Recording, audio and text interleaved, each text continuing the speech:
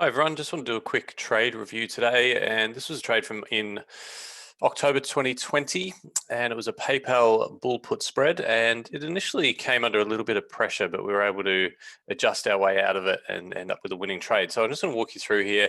This was the initial setup, pretty sort of standard. We were trading the November, about the 16 delta. So short the 175 puts and long the 165 puts. Stop loss of about 1.5 times the premium received, so about $215. And we'll just walk through the trade.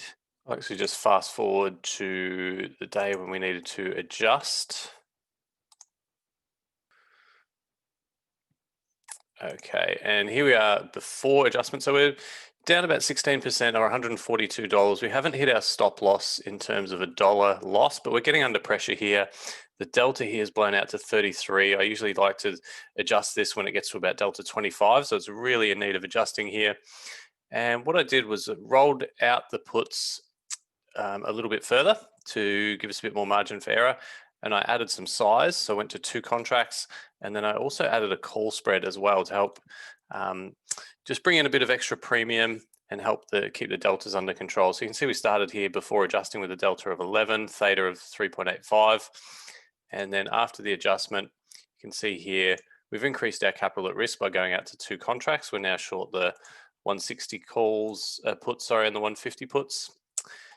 And on the call side, we've sold the 225, 230 call spread. So just to help bring in a little bit of extra premium, you can actually see the profit potential in the trade now is actually about $20 or $30 higher than it was initially.